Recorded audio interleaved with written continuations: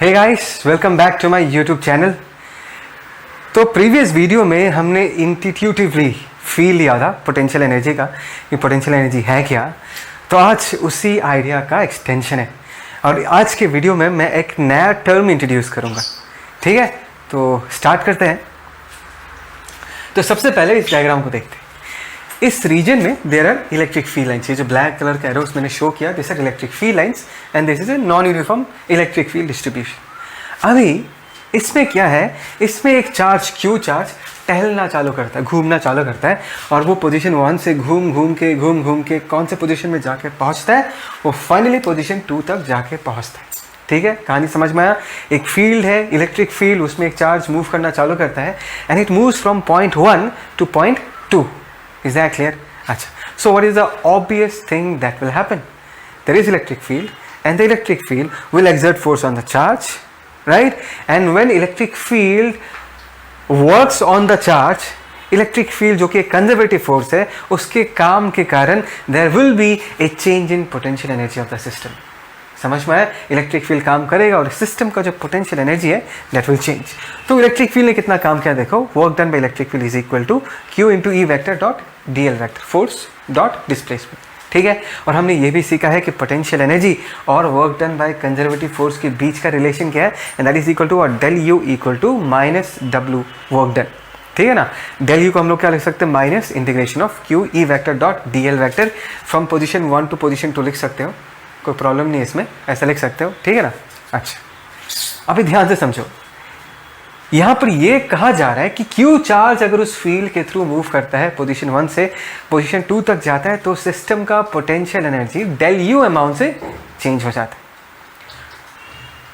अभी अगर एक +1 कॉलम चार्ज, एक यूनिट पॉजिटिव चार्ज पोजीशन 1 से ठीक पोजीशन 2 तक जाता है, तो सिस्टम के एनर्जी में कितना चेंज आएगा, सिस्टम के एनर्जी में कितना चेंज आएगा।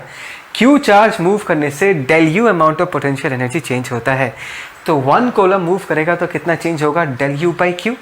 वही लिख के रखा है देखो यहाँ पर जो क्यू था उसको हम नीचे लेके आ गए, del U by Q, change in potential energy पर यूनिट चार्ज। मतलब एक यूनिट पॉजिटिव चार्ज अगर उसी लोकेशन से starting point 1 and ending point 2 अगर मूव करता है तो इतना amount of potential energy change होगा।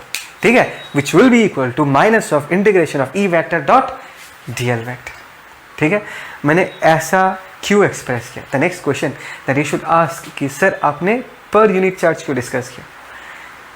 देखो, मैं तुमको एक चीज़ याद करने बोलूँगा। देखो, coulombs force and electric field दोनों ही तो फोर्स है ना, इलेक्ट्रिक फील्ड भी तो कोलम्स फोर्स ही है, बट हमने अलग से इलेक्ट्रिक फील्ड को क्यों डिफाइन किया, because it was always easier to talk in terms of +1 coulomb charge की। +1 कॉलम चार्ज पे कितना फोर्स लग रहा है वो अगर हमको पता है, तो उस जगह पर अगर दूसरा कोई भी चार्ज प्रेजेंट है तो उसमें हम आराम से कितना फोर्स लग रहा है वो निकाल सकते हैं। दैट मीन्स यूनिट के टर्म्स में बात करना बहुत आसान है।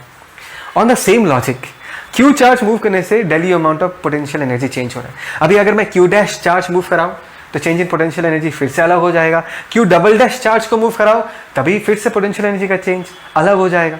मत दैट मीन्स अगर मैं चार्ज को बदलते जाऊँ, डेल यू का वैल्यू क्या होता रहेगा, चेंज होता रहेगा। So the situation is going to get complicated. But अगर मैं तुमको ये बता दूं कि +1 कॉलम चार्ज अगर इस जगह से इस जगह तक जाता है तो इतना एनर्जी चेंज होता है, अगर ये इंफॉर्मेशन तुम्हारे पास ऑलरेडी है तो तुमको जिस चार्ज को भी यहाँ से वहाँ तक मूव करवाना है तुम आराम से उसका चेंज इन पोटेंशियल एनर्जी निकाल सकते हो, बिकॉज तुमको पता है कि एक कॉलम मूव करने से अगर इतना एनर्जी चेंज होता है तो क्यू कॉलम मूव करने से कितना एनर्जी चेंज होगा।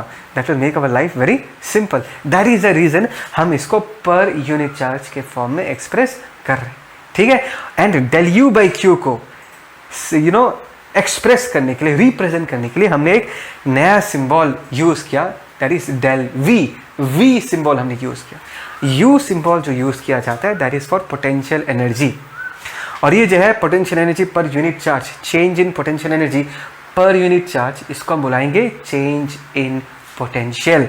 चेंज इन पोटेंशियल, चलो मैं अलग से लिख के रखता हूं, इस डेल वी को हम बुलाएंगे चेंज इन पोटेंशियल। दोनों लाइंस में डिफरेंस क्या है, इसको हम बोलते हैं change in potential energy, del U को हम बुलाते हैं change in potential energy, and del V को हम क्या बुलाएंगे, चेंज इन पोटेंशियल। तो एक बात समझो, अगर तुमको वी दिखा तो दिमाग में क्या आएगा, +1 कूलम चार्ज।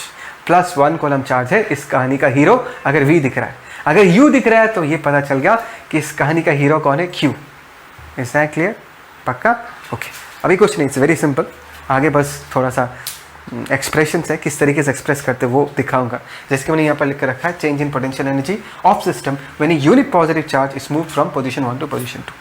ठीक है, अच्छा, चेंज इन पोटेंशियल को हम क्या लिख सकते हैं, V final minus V initial, ऐसे लिख दिया। अच्छा, अभी सोचो, हमको एक पर्टिकुलर पॉइंट पे पोटेंशियल डिफाइन करना है। क्या डिफाइन करना है, एक पर्टिकुलर पॉइंट पे पोटेंशियल डिफाइन करना है। लेट से मुझे ये डिफाइन करना है कि +1 कूलम का पी पॉइंट में कितना पोटेंशियल होगा। दैट मीन्स मुझे अभी एक रेफरेंस लेवल चूज करना पड़ेगा, and in this case we choose infinity as a reference level. तो अभी कहानी में ट्विस्ट है, कहानी में ऐसा है कि अभी +1 कूलम चार्ज आएगा। कहाँ से आएगा, it is coming from infinity. उस जगह पर उसका पोटेंशियल कितना है, उस जगह पर हमने उसका पोटेंशियल क्या मान के रखा है, 0 मान के रखा है। कि इन्फिनिटी पे, जो कि हमारा रेफरेंस लेवल है, इन्फिनिटी में हमने इस +1 कूलम के पोटेंशियल को क्या माना, 0 माना। तो अगर मैं इसको मूव करा करा के यहाँ तक लेके आऊँगा, all the time it travels, electric field इस पर काम करते जाएगा। Potential of the system, potential energy of the system या potential of the system will keep on changing, and finally जब वो पॉइंट पी पे पहुंचेगा, लेट अस से ये उसका फाइनल पोजीशन है, एंड फाइनल पोजीशन के पोटेंशियल को हम वी से रिप्रेजेंट कर रहे हैं। ठीक है, इनिशियल पोजीशन के पोटेंशियल को हमने 0 से लिखा, एंड फाइनल जो जगह पी वाला जो जगह है, जो फाइनल जगह है, वहाँ का जो पोटेंशियल है उसको हमने वी से रिप्रेजेंट किया। तो ये जो एक्सप्रेशन है वो कैसे चेंज होगा, वी एफ की जगह हमने वी लिख दिया, वी एफ की जगह वी लिख दिया, वी आई 0 हो गया। ठीक है, और लिमिट्स क्या हो जाएगा, लिमिट्स होगा, कहानी स्टार्ट होगा कहाँ से, इन्फिनिटी से। That +1 column charge is actually coming from infinity, and it will finally reach the point P. Infinity से P, integration of E vector dot dl vector। ठीक है, E vector dot dl vector। तो ये हमने क्या define किया, ये हमने डिफाइन किया potential at the point P। किसी एक पर्टिकुलर लोकेशन पे हमने पोटेंशियल को डिफाइन किया। Is that clear? पक्का समझ आया? इसको नोट करो। हमने अब तक ये देखा कि पोटेंशियल एनर्जी क्या होता है, पोटेंशियल क्या होता है, दोनों के बीच का कनेक्शन क्या है। तो इस पर्टिकुलर वीडियो पे हम V का एक्सप्रेशन निकालेंगे। मैं थोड़ा और अच्छे से एक्सप्लेन करता हूँ। देखो यहाँ पर सीन क्या है, यहाँ पर ऐसा सीन है कि हमारे पास एक सोर्स चार्ज, ठीक है ना, और इसने अपने चारों तरफ एक फील्ड बना के रखे, इलेक्ट्रिक फील्ड बना के रखे। ये जो ग्रीन लाइंस तुम लोगों को दिख रहा है, this are representation of electric field lines. Arrow क्या रिप्रेजेंट करता है, कम ऑन, एरो क्या रिप्रेजेंट करता है, ये बताता है कि ये फील्ड यहाँ खत्म नहीं होता, it will extend till infinity, right. अच्छा, और हमारे पास यहाँ पर एक +1 कूलम चार्ज है इन्फिनिटी पे। हमको इस +1 कूलम चार्ज को लाके इस सोर्स चार्ज के सामने r डिस्टेंस पे रखना है, और ये बताना है कि r डिस्टेंस पे जब ये +1 कूलम चार्ज को रखूँगा उस पर्टिकुलर लोकेशन पे, P वाले लोकेशन पे पोटेंशियल कितना होगा, उसका एक्सप्रेशन निकालना है। ठीक है, so what is the first thing that you should realize? The first thing that you should realize, okay, potential मतलब work done on +1 column charge। work done निकालेंगे, in fact negative of work done on +1 column charge। तो पहले work done निकालना पड़ेगा। तो अगर मैं force को देखूँ, force तो नॉन यूनिफॉर्म है, because this is a source charge, point charge, it is producing a non uniform field। तो अगर हमको work done निकालना है तो इंटीग्रेट करके ही निकालना पड़ेगा। ठीक है, तो let us say कि +1 column अभी इस वक्त at this moment is at a distance of x from this source charge. कितने डिस्टेंस पे, x डिस्टेंस पे सोर्स चार्ज से। ठीक है, तो इस पे फोर्स कितना लग रहा होगा, k3/x²। Is that clear? अच्छा, अभी मैंने क्या किया, अभी मैंने इस +1 कूलम चार्ज को पकड़ा एंड स्लाइटली डिस्प्लेस किया और थोड़ा सोर्स चार्ज की तरफ। कितना डिस्टेंस डिस्प्लेस किया, ds distance. Is that clear? Is that clear? कितना डिस्टेंस डिस्प्लेस किया, we have displaced it by a distance of ds। ठीक है, so what is the small amount of work done in this case? The small amount of work done in this case is equal to force कितना होगा, k3/x²। displacement कितना है, ds, and we all know that this work done is what, negative, because force and displacement are in opposite direction। +1 coulomb charge है, ये भी plus है, force इस तरफ लग रहा होगा और डिस्प्लेसमेंट इस तरफ हुआ है। Is that clear? क्या तुमको ऐसा लग रहा है कि सर आपने ds क्यों लिखा, आपको तो dx लिखना चाहिए था, आपने ds क्यों लिखा, ऐसा कुछ आ रहा है क्या दिमाग में? देखो, ये तो हमको ds ही लिखना पड़ेगा, dx नहीं लिख सकते। एक बात हमेशा याद रखना कि dx is always measured along the direction of increasing x. That is how we take it in mathematics. समझ में आ रहा है कि अगर ये x है तो x जिस तरफ इंक्रीज हो रहा है उसी तरफ हम dx लिखते हैं. Is that clear? और इस +1 कॉलम का जो डिस्प्लेसमेंट हुआ है, it has happened towards decreasing x, तो उसको हम dx नहीं लिख सकते, उसको हमको ds लिखना पड़ेगा. हाँ, ये बात सही है, ये बात तुम सही कह रहे हो कि सर इंटीग्रेट तो नहीं कर सकते बिकॉज ये अलग, दो अलग अलग वेरिएबल्स हैं. तो डेफिनेटली मुझे ds को dx के फॉर्म में लिखना पड़ेगा. एंड वी ऑल नो कि ds और dx के बीच का रिलेशन क्या है, दोनों का मैग्नीट्यूड तो सेम है, डिफरेंस है सिर्फ उनके साइन पे, right. So I can say in this case ds is equal to what, minus dx. Is that clear? ds is equal to minus dx ऐसे लिख सकते हैं. सो माइनस माइनस प्लस हो जाएगा, तो ये कितना हो जाएगा, के Q by x square into D x. This is small amount of work done. अभी अगर हमको टोटल वर्क डन निकालना है, क्या निकालना है, टोटल वर्क डन, तो डेफिनेटली मुझे क्या करना पड़ेगा, इंटीग्रेट करना पड़ेगा. And the integration will start from r equal to infinity to r equal to r. So infinity से लेके r तक मुझे क्या करना पड़ेगा, इंटीग्रेट करना पड़ेगा. The charge starts moving from infinity and finally stops at a distance of small r from the source charge. इसका वैल्यू मैंने कैपिटल Q मान के रखा है, ठीक है ना. तो इसको इंटीग्रेट करते, ध्यान से देखते क्या आएगा. दिस इज के capital Q dx by x square, that is minus 1 by x. और इसका लिमिट्स क्या है, लिमिट से इन्फिनिटी से लेके r तक. तो क्या मिलेगा मुझे यहाँ पर, माइनस के Q bracket 1 by r minus 1 by infinity. और फाइनली हमको क्या मिलेगा, माइनस के Q divided by r. This is the expression for work done and it is negative. Negative होना चाहिए बिकॉज एक पॉजिटिव +1 कॉलम चार्ज जब एक पॉजिटिव सोर्स चार्ज के पास आएगा, it will B case of repulsion. Force opposite में लग रहा है, डिस्प्लेसमेंट उल्टे में लग रहा है, तो वर्क डन तो नेगेटिव आएगा ही. तो ये हो गया वर्क डन, ठीक है ना. In fact this is work done on +1 coulomb charge.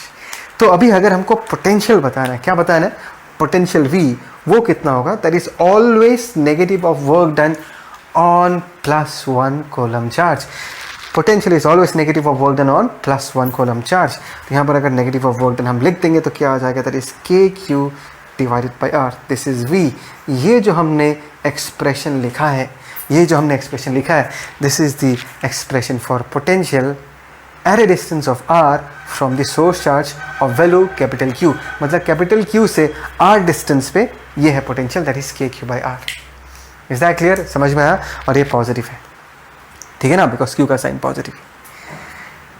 अच्छा, एक चीज़ तुम्हारे दिमाग में आ सकता है कि सर अगर सोर्स चार्ज पॉजिटिव नहीं होता, नेगेटिव होता तो क्या होता, ठीक है ना.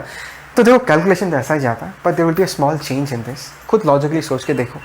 मैंने तुमको ये सिखाया है कि अगर नेचर के विल के फेवर में कोई काम होता है तो सिस्टम का पोटेंशियल एनर्जी या सिस्टम का पोटेंशियल हमेशा डिक्रीज करता है. नेचर के विल के अगेंस्ट अगर कुछ किया जाता है तो पोटेंशियल एनर्जी क्या करेगा, इंक्रीज करेगा. अभी अगर तुम ऐसा सोच रहे हो सर यहाँ पर माइनस हुआ तो क्या हुआ, नेगेटिव चार्ज, ये नेगेटिव है, हम ला किसको रहे, +1 कॉलम चार्ज को. मतलब एक पॉजिटिव चार्ज एक नेगेटिव सोर्स चार्ज के पास जा रहा है. It's a happy event.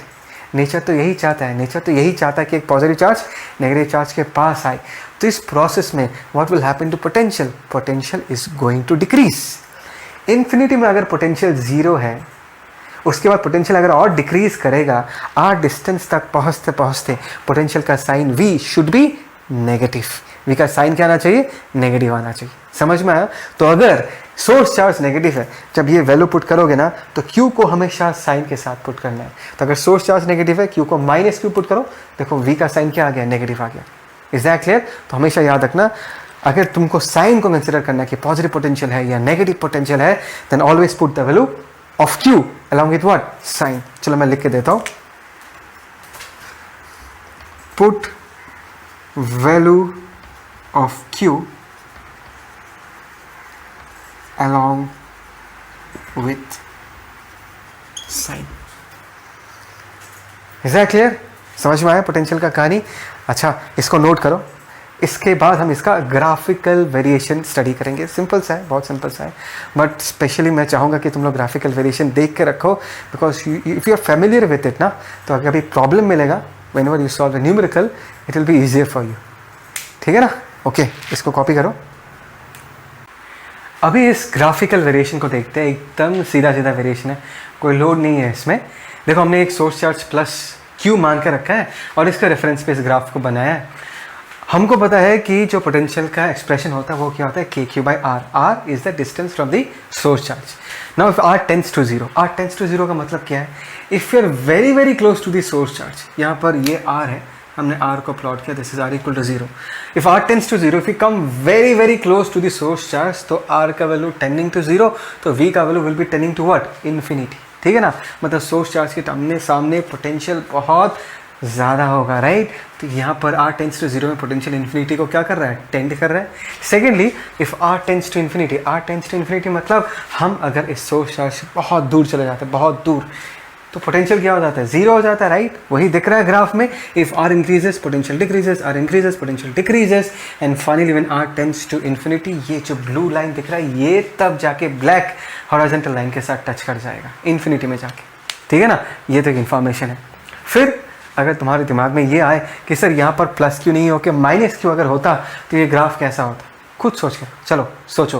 Plus Q की जगह अगर माइनस क्यू होता तो क्या होता. ग्राफ तो एग्जैक्टली दिखने में ऐसा ही होता, बट जस्ट इसको इन्वर्ट कर देना है. बिकॉज अगर नेगेटिव होगा तो when R tends to zero, the potential will not be positive infinity, the potential will be negative infinity. That means R tends to zero में नेगेटिव इन्फिनिटी में potential का वैल्यू होगा इस तरफ से भी इस तरफ से भी. Just you invert the graph, बाकी सब सेम रहेगा. ठीक है, इज दैट क्लियर? ओके. अभी एक इम्पॉर्टेंट सा चीज़, एक इम्पॉर्टेंट पॉइंट बताने वाला हूँ, ध्यान से सुनना. ठीक है, सोचो ये हमारा सोर्स चार्ज है. R3 डिस्टेंस पे कितना पोटेंशियल होगा, के क्यू बाई R3. सोचो ये एक हमने लोकेशन चूज़ किया which is at a distance of R1 from the source charge, तो यहाँ पर पोटेंशियल कितना होगा, के क्यू बाई R1.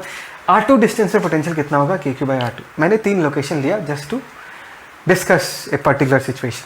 ठीक है, तो भी एक बात बताओ, अगर मैं इस प्लस क्यू को डिस्टर्ब नहीं करता, किसी तरीके से ये मूव नहीं कर रहा, अपनी जगह पर ही बैठा हुआ है, तो इन लोकेशंस में मैंने जो ये पोटेंशियल लिखा है, ये सारे पोटेंशियल्स का वैल्यू तो कांस्टेंट ही रहेगा. This is never going to change. यहाँ का पोटेंशियल हमेशा के क्यू बाई R1 ही रहेगा, यहाँ का पोटेंशियल भी हमेशा के क्यू बाई R3 ही रहेगा, यहाँ का पोटेंशियल भी हमेशा के क्यू बाई R2 ही रहेगा. दैट मीन्स एक सोर्स चार्ज के चारों तरफ अलग अलग लोकेशंस में मैं एक ऐसा बैनर डाल के यहाँ पर बोर्ड में लिख कर रख सकता हूँ कि पोटेंशियल क्या है. हर जगह मैं एक बैनर लगा सकता हूँ और उन जगहों का पोटेंशियल क्या है वो उस बैनर पे लिख के रख सकता हूँ. बात समझ में आ रहा है, इज दैट क्लियर? अच्छा, हाँ वो अलग बात है कि किसी पर्टिकुलर लोकेशन पे पोटेंशियल टाइम के साथ चेंज नहीं होता, लेकिन अलग अलग लोकेशंस पे पोटेंशियल का वैल्यू अलग अलग हो सकता है. Try to understand. मैं किसी पर्टिकुलर लोकेशन के पोटेंशियल के बारे में कह रहा हूँ, वो चेंज नहीं होगा. हाँ, अलग अलग लोकेशन से पोटेंशियल अलग अलग हो सकता है. अच्छा, तो अगर मुझे कहीं पर पोटेंशियल का वैल्यू ज़्यादा दिख रहा है, बैनर में मैंने देखा, वो जो तुमने बोर्ड लगा कर रखा उसमें मैंने देखा अरे यहाँ पर तो पोटेंशियल ज़्यादा है, तो तुमको क्या इन्फॉर्मेशन मिल जाएगा, तुमको ये इन्फॉर्मेशन मिल जाएगा कि this location is closer to the source charge. Similarly तुमने और एक बोर्ड देखा और बोर्ड में देखा कि नहीं पोटेंशियल का वैल्यू कम है, तो तुमको क्या रिलेटिव इन्फॉर्मेशन मिल रहा है, अगर इस जगह का पोटेंशियल कम है इसका मतलब ये है कि ये जो लोकेशन है वो सोर्स चार्ज से ज़्यादा डिस्टेंस पे. तो ये सब इन्फॉर्मेशन मिल रहा है, नहीं मिल रहा. ज़्यादा डिस्टेंस पे है तो फील्ड का स्ट्रेंथ वीक होगा, कम डिस्टेंस पे है तो फील्ड का स्ट्रेंथ ज़्यादा होगा. Is that clear? तो बेसिकली अगर तुम सोच के देखोगे तो पोटेंशियल भी हमको एक चार्ज के चारों तरफ के एनवायरनमेंट के बारे में इंफॉर्मेशन दे रहा है. कहाँ पर फील्ड स्ट्रांग होगा, कहाँ पर फील्ड वीक होगा, हम कितना पास है सोर्स चार्ज के, हम कितना दूर है सोर्स चार्ज के. तो पोटेंशियल भी इलेक्ट्रिक फील्ड जैसा ही कुछ हमको इन्फॉर्मेशन देता है. याद है ना, हम एक सोर्स चार्ज के चारों तरफ इलेक्ट्रिक फील्ड लाइन डायग्राम्स बनाते थे. वो डायग्राम हमको इन्फॉर्मेशन प्रोवाइड करता था कि किस जगह पर कितना स्ट्रॉन्ग फील्ड है, किस डायरेक्शन पे फोर्स लग रहा है. सिमिलरली पोटेंशियल भी हमको एक चार्ज के चारों तरफ के एनवायरनमेंट के बारे में इंफॉर्मेशन प्रोवाइड करता है. हाँ, वो अलग बात है, वो डायरेक्शन को लेकर कभी कुछ बोल नहीं पाएगा, because potential is a scalar quantity. तो एक चार्ज के चारों तरफ हम एक पोटेंशियल फील्ड भी इमेजिन कर सकते हैं, एक पोटेंशियल फील्ड भी इमेजिन कर सकते हैं, लेकिन वो एक स्केलर फील्ड होगा. Electric field lines are vector field because वो मैग्नीट्यूड के साथ साथ डायरेक्शन को भी रिप्रेजेंट करता है. Is that clear? पक्का? इलेक्ट्रिक फील्ड लाइन डायग्राम जैसा पोटेंशियल भी एक चार्ज के चारों तरफ के एनवायरनमेंट के बारे में हमको इन्फॉर्मेशन प्रोवाइड करता है. ठीक है, तो यही बताना था. Have a good day. इसको यही क्लोज करते हैं.